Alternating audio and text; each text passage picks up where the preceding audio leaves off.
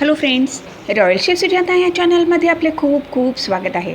आज आपण भाग्य बदलायचे आहे, निर्जला एकादशी, एक वस्तू दान करा, गोल्डन टाईम चालू होईल. ते कसे ते ह्या व्हिडिओमध्ये आपण बघणार आहोत. जर आपल्याला रॉयल शेफ सुजाता हे चॅनल आवडले तर सबस्क्राईब करायला विसरू नका. बेल आयकॉनवरती क्लिक करा, लाईक करा, शेअर करा. कॉमेंट सेक्शनमध्ये आपले मत लिहायला विसरू नका. निर्जला एकादशी 25 जून 2026 गुरुवार आहे. या दिवशी भगवान विष्णू व माता लक्ष्मीची पूजा अर्चा करण्याचे जेवढे महत्त्व आहे तेवढेच महत्त्व दानधर्म करण्याला आहे. या दिवशी जल, फळ, सौभाग्य साहित्य, चप्पल, बूट दान केल्याने सुख समृद्धी व आर्थिक उन्नती प्राप्त होते. सर्व एकादशी तिथींमध्ये निर्जला एकादशी ही सर्वात कठीण व महत्त्वपूर्ण मानली जाते. हे व्रत ज्येष्ठ मासमध्ये शुक्ल पक्ष एकादशी तिथीला केले जाते.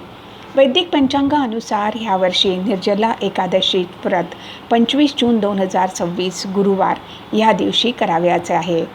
धार्मिक मान्यता अनुसार ह्या दिवशी भगवान विष्णू व माता लक्ष्मीची आराधना व व्रत केल्याने सर्व पापापासून मुक्ती मिळते व जीवनामध्ये सुख समृद्धी कायम राहते.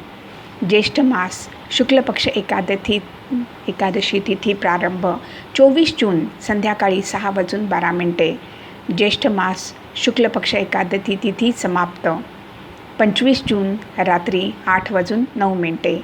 व्रत पारण वेळ 26 जून सकाळी 5:25 ते 8:12 निर्जला एकादशीच्या दिवशी दान करण्याचे विशेष महत्त्व आहे. दान केल्याने भगवान विष्णू व माता लक्ष्मी प्रसन्न होते व दारिद्र्याचा नाश होऊन घरामध्ये सुख समृद्धीचे आगमन होते.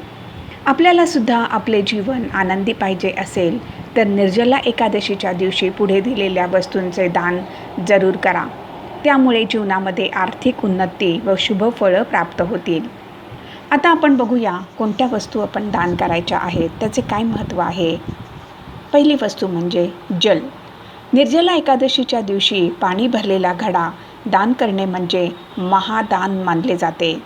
धार्मिक मान्यता अनुसार ह्या दिवशी पाणी भरलेला घडा मंदिरामध्ये किंवा गरीब लोकांना दान केल्याने धनाचे मार्ग उघडे होऊन जीवनामध्ये सुख समृद्धी व शांती राहते व त्याचबरोबर जीवनामध्ये कशाची सुद्धा कमतरता होत नाही.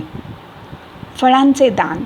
आपल्याला जर शुभ फळाची प्राप्ती पाहिजे असेल तर निर्जला एकादशीच्या दिवशी भगवान विष्णू यांची पूजा केल्यावर फळदान करा. धार्मिक मान्यता अनुसार निर्जला एकादशीच्या दिवशी फळदान केल्याने अडकलेले पैसे परत मिळू शकतात व भगवान विष्णू यांची कृपा प्राप्त होते. सौभाग्य अलंकार व पिवळे वस्त्र दान करणे. आपल्याला जर आपले वैवाहिक जीवन सुखी पाहिजे असेल तर विवाहित महिलांनी सौभाग्य अलंकार दान करावे. त्याचबरोबर पिवळे वस्त्र, चणा डाळ व हळद पण दान करू शकता. असे म्हणतात की ह्या वस्तू दान केल्याने आर्थिक तंगीच्या समस्या दूर होऊन वैवाहिक जीवन सुखी होते. बूट किंवा चप्पल दान करणे. जीवनामध्ये येणाऱ्या कष्टापासून मुक्ती पाहिजे असेल तर निर्जला एकादशीच्या दिवशी बूट, चप्पल दान करणे शुभ मानले जाते. त्यामुळे भक्ताच्या जीवनामध्ये सुख शांतीचे आगमन होऊन बिघडलेली कामे पार पडतात.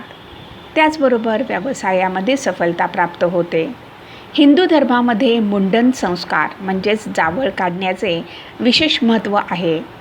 हिंदू सनातन संस्कृतीमध्ये 16 संस्काराचे विशेष महत्त्व आहे.